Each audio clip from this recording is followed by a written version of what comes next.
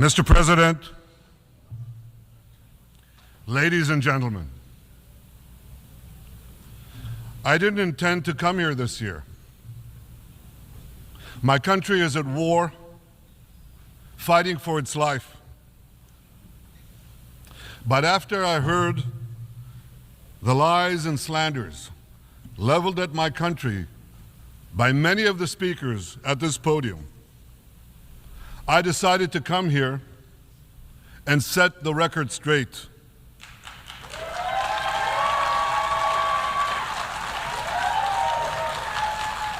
I decided to come here to speak for my people, to speak for my country, to speak for the truth.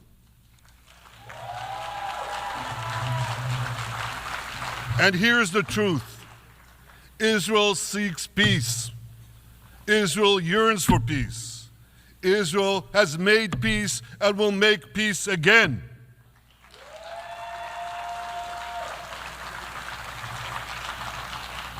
Yet we face savage enemies who seek our annihilation, and we must defend ourselves against these savage murderers. Our enemies seek not only to destroy us, they seek to destroy our common civilization and return all of us to a dark age of tyranny and terror. When I spoke here last year, I said we faced the same timeless choice that Moses put before the people of Israel thousands of years ago. As we were about to enter the Promised Land, Moses told us that our actions will determine whether we bequeath to future generations a blessing or a curse. And that is the choice we face today.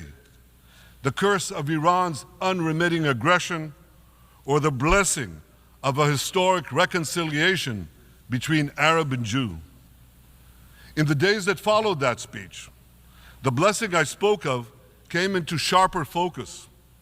A normalization deal between Saudi Arabia and Israel seemed closer than ever. But then came the curse of October 7th. Thousands of Iranian-backed Hamas terrorists from Gaza burst into Israel in pickup trucks, on motorcycles, and they committed unimaginable atrocities. They savagely murdered 1,200 people. They raped and mutilated women.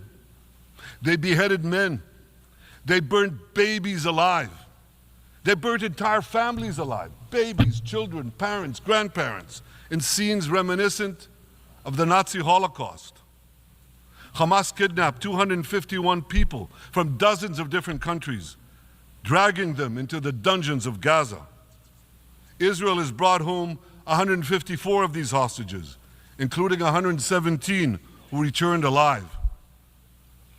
I want to assure you, we will not rest until the remaining hostages are brought home too. And some of their family members are here with us today. I ask you to stand up.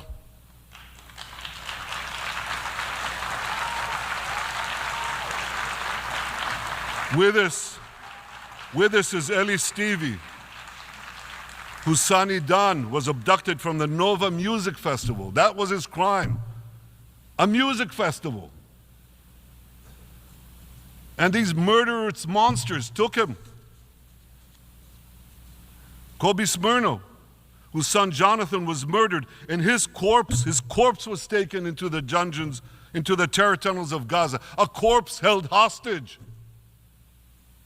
Salim al-Atrash, whose brother Muhammad, a brave Arab-Israeli soldier, was murdered.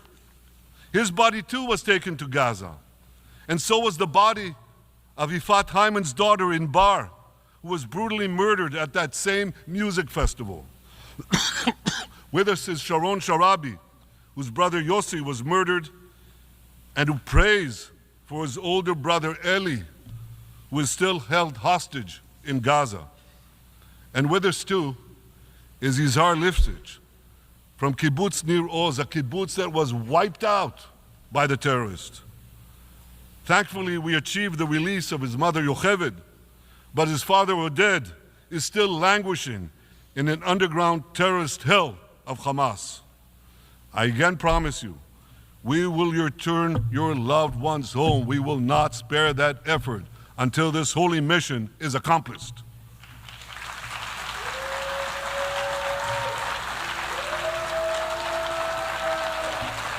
Ladies and gentlemen,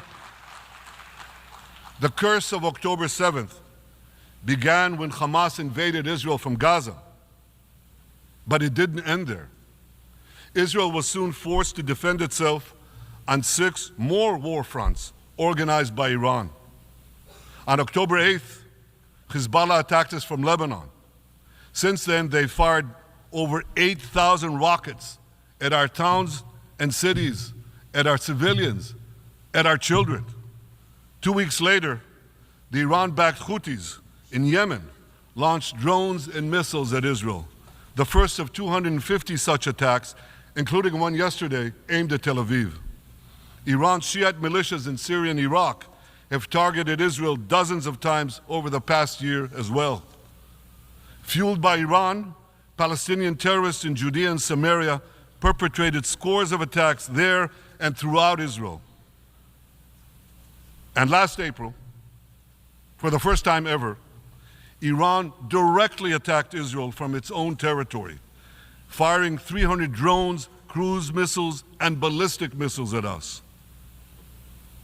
I have a message for the tyrants of Tehran. If you strike us, we will strike you. There is no place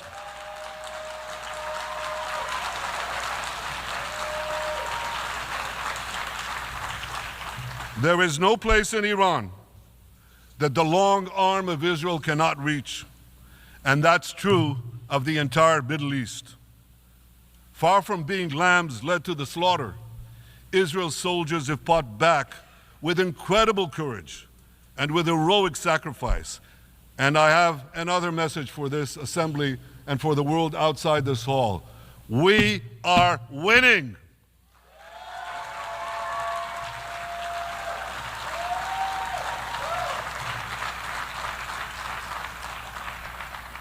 Ladies and gentlemen, as Israel defends itself against Iran in the seven-front war, the line separating the blessing and the curse could not be more clear. This is the map I presented here last year. It's a map of a blessing. It shows Israel and its Arab partners forming a land bridge connecting Asia and Europe between the Indian Ocean and the Mediterranean Sea. Across this bridge, we will lay rail lines, energy pipelines, fiber optic cables, and this will serve the betterment of 2 billion people. Now look at this second map. It's a map. Look at the second map. It's a map of a curse. It's a map of an arc of terror that Iran has created and imposed from the Indian Ocean to the Mediterranean. Iran's malignant arc has shut down international waterways. It cuts off trade. It destroys millions, destroys nations from within, and inflicts misery on millions. On the one hand, a bright blessing, a future of hope. On the other hand, a dark future of despair. And if you think this dark map is only a curse for Israel, if you think that, then you should think again. Because Iran's aggression, if it's not checked, will endanger every single country in the Middle East and many, many countries in the rest of the world. Because Iran seeks to impose its radicalism well beyond the Middle East. That's why it funds terror networks on 5 continents. That's why it builds ballistic missiles for nuclear warheads to threaten the entire world. For too long, the world has appeased Iran. It turns a blind eye to its internal repression. It turns a blind eye to its external aggression. Well, that appeasement must end.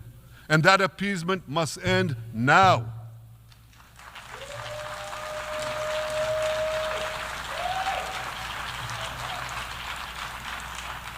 Nations of the world should support the brave people of Iran who want to rid themselves of this evil regime. Responsible governments should not only support Israel in rolling back Iran's aggression, they should join Israel. They should join Israel in stopping Iran's nuclear weapons program.